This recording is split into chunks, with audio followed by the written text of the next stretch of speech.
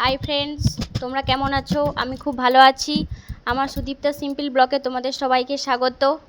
আজ সকালবেলা থেকে ব্লগটা স্টার্ট করছি। দেখো আমি কি করছি। সকালে আমরা উঠে পড়ে এখন বাজে 8টা।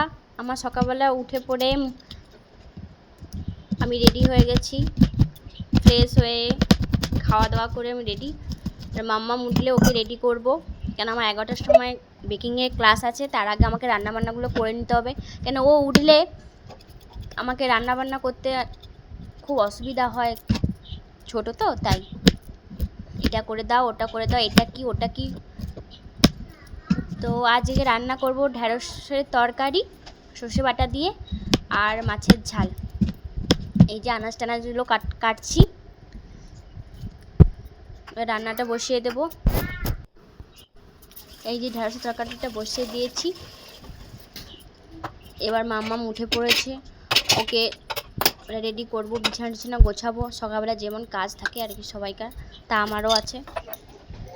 আর ওই যে একটা শাকের তরকারি একটা মশলা দেওয়া হয় না লাস্টে, মেথি সরষা আর জিরাকে গরম করে ভালো করে ফ্রাই করে তাকে মিক্সিতে গুঁড়ো করে রেখে দিচ্ছি। যখন শাকের তরকারি হবে তাকে লাস্টে একটু দিয়ে দেবো, এতে টেস্টটাও খুব সুন্দর আসে আর কি। তো এরপরে ঢ্যাঁড়সের তরকারির জন্য লাস্টে সরষে বাটা করবো, তাই সরষেটা মিক্সিটা সরষে বাটা করে নিচ্ছি। আজকে ওয়েদারটা মানে মোটামুটি, না বৃষ্টি হচ্ছে না খুব রোদ বেরিয়েছে। এক্ষুনি গুড়ি গুড়ি বৃষ্টি পড়ছিল, আবার এক্ষুনি কীরকম রোদ বেরিয়ে গেছে, দেখতেই পাচ্ছ তোমরা।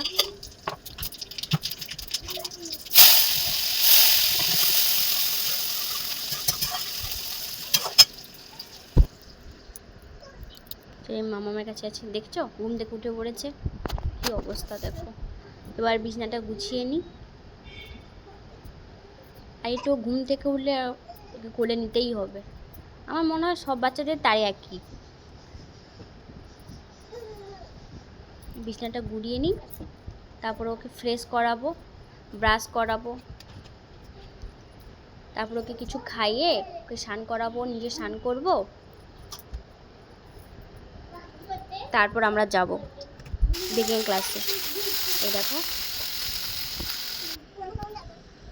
আমার মাছের ঝাল ঢ্যাঁড়সের তরকারি হয়ে গেছে। মেয়ের জন্য